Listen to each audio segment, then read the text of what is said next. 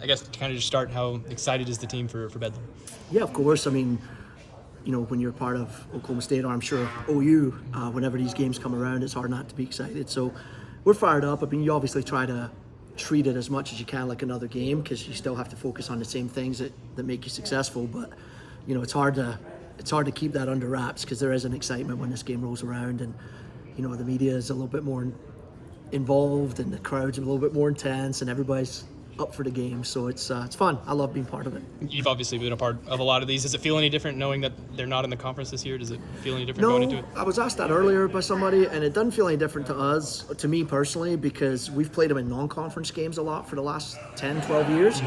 So we're in our sport, we've played them in the Big 12 game, but we've also added that non-conference. So it just feels like a non-conference game early in the season, which we've been doing with them for a long time. So for me, it doesn't feel a whole lot different. It's still just a rivalry game that we're excited to compete in. Can you have a better first week than y'all had? Could have scored more goals early against ORU and taken some of that pressure off. But no, I mean, as far as the 2 wins, that's what you go into the weekend hoping for, no matter how you get them. And I think the performance at Nebraska set a very high bar for this group. Shows what they're capable of. But what we've talked about is you got to do it every game. Each game brings new challenges. ORU was a completely different challenge on Sunday. We had to break down a low block defense with lots of numbers around their own goal, and we hadn't really worked on that a whole lot in preseason yet. So hopefully if we face something like that moving forward, we'll be better equipped to deal with it. But yeah, I mean, and then Bedlam brings its own challenges. So great way to start the season, but that's all it is. It's a 2-0 start. We know we got to play well every week. Did you know going to Lincoln how good your team could be, or did you have to learn as you guys were going? Well, I think you hoped, right? I mean, I think early preseason, we had an idea we could be pretty good. And I still think we still have a lot of room to grow, but we felt like we were way ahead of last year. That's probably the best sort of comparison point you have in preseason, is we're way ahead of where we were last year. A lot of that's player retention. We were able to return 9 of 11 starters. Probably 15 of our top 18 kids were back. So I think that goes a long way early in the season, because you got more experience. Rewind to last year, gosh, we had like 7 new starters, and you were just trying to figure it out as you went along. So we certainly believed we could win. We felt like we had players that can compete at that level, and it was really pleasing for me. These kids have worked hard in the offseason and in the spring on certain parts of our game, and they went out there and they executed it. So like I said, great starting point. This team has the ability to have a really nice season, but we also understand if you don't turn around this weekend and back it up, it really doesn't matter what you did last week. Similar type of question. I think 4 or 5 of your starters against ORU in the midfield forwards were of that sophomore class. Right. Did you know whenever you were building that class that, hey, this class could be something special, especially in the attacking end? Well, again, you hope, right? I mean, recruiting is so hard. You're watching kids as juniors, and they're playing on their club and their high school teams, and you're thinking she's really good. But how is she going to develop for 2 years? How is she going to develop when she gets to us? What's her mentality like? Is she a hard worker? Is she going to work on her game, or is she just going to think I'm a good player, I don't have to get better? So you don't know any of that until they get here.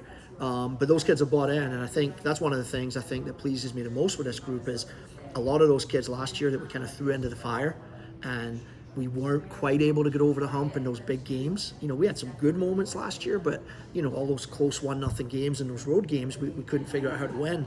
Well, that group have certainly improved, and that's one of the things I'm probably most proud of is the improvement from one year to the next to a lot of those kids. Loudon, Lexi, Delia, Taryn. I mean, you go through the list, right? They're all better, and so that's what's making our team better. Go ahead. Well, does that improvement sort of show up in the way y'all closed out these first 2 games? I think so. I think, I'm not convinced last year we could have gone on the road to Nebraska this early in the season and played with the composure and the maturity that we did. In fact, I know we couldn't, but this group did. And then, the late in the game against ORU, I mean, it's easy to panic there and make mistakes, but we just kept doing the right things.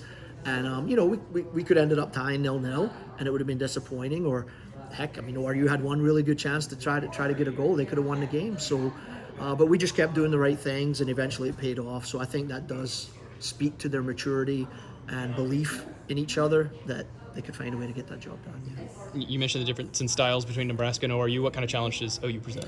A little bit more like Nebraska. Athletic, powerful, strong, fast. All the things you'd expect of a Big 12, SEC, Big 10 team. Their system's a little different from Nebraska, but similar. They're going to play more direct. They're going to put balls in our end. Against ORU, they're a very passing-oriented team. and they certainly gave up territory and let us have the ball. I don't think OU will do that. I think they'll put pressure on us. They'll try to turn us over higher up the field, and that's good and bad. It means, you know, you're not going to have as much possession, but there's going to be more space in the attacking area for us to create chances. So it's going to be a really interesting matchup.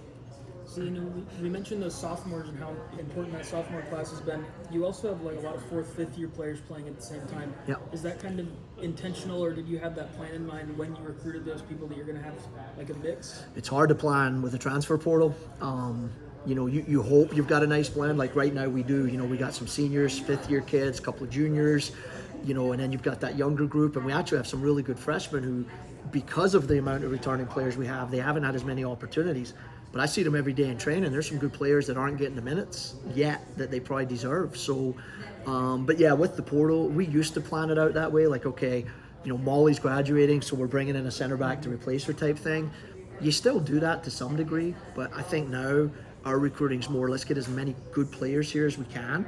And as kids leave, you can kind of use the portal to fill those holes a little bit. And you can see we've sort of done that with this group as well. You know, Grace Gordon in goal, Nicole Ray, Kate Dreyer, JD. We've sort of gone into the portal to fill the holes that we needed, and you know that's also paid off for us. So harder to plan, but right now the blend seems to be really good. You mentioned to me on Sunday that you did change the formation this summer. How big of an impact has that had, and kind of what was that process like? Well, we came out of last fall playing a 4-3-3, and that was based, you know, we had Megan Haynes and Hannah Chance on either side. Both those kids are gone, and they were super fast. And so we thought this system is going to suit the personnel that we have. We also didn't know a lot of the personnel. There was transfers, there was freshmen, and even some of the kids that had been here, they hadn't played a lot. And so 4-3-3 seemed like the easiest shape for us to implement with that group. So that's what we rolled with last fall. We came into the spring and started the same way. And then as we got about a month in, I just looked at it and thought, Gracie B's back, and she's super fast, and we wanted to look at her on the flank. We wanted to get Loudon and X higher up the field together because they're two, in my opinion, two of the best players in the league. So last fall we were playing one of them deeper because of the shape we were playing, and this shape allows us to play both of them high. We wanted to play with two central forwards instead of one because we weren't creating enough chances in those. We created plenty of chances in some of the weaker games, but when we got into those big games like BYU and Texas Tech and TCU, we didn't create enough chances. So having two forwards plus X and Loudon a little bit higher, we thought would give us the opportunity to create more goal scoring opportunities. So that's the thought process, and I mean, you gotta give the kids credit. They've implemented it, and we've tweaked it as we've went because we've kind of learned, okay, that looked good on paper. It didn't really work out the way we hoped, and we've kind of tweaked it along the way. But it really does seem to suit the personnel right now, and kids have bought into it, and you know that we'll continue to play this way unless we see any issues that we need to fix. You kind of mentioned how that first game that went against Nebraska really raised the bar for what you thought of this group. Yep. Have they kind of responded to that in practice? Have they been coming with more intensity since then? Or? No, I mean honestly, they've been great in training right from day one. It's been amazing. Even the ORU game, we weren't happy with our finishing and our quality at the end in the final third. But our pressing and our work rate to win the ball back was amazing. And against Nebraska, we had to work hard and fight and compete. And again, they were off the charts. So this group have, you know, right from day one, man, the practices have been intense. They've worked hard. They've pushed each other. They've made my job easy from that standpoint because they call each other out. You know, and I hear them in training. If somebody's not doing their job, they let each other know about it. So it's pretty cool when you have that on your team.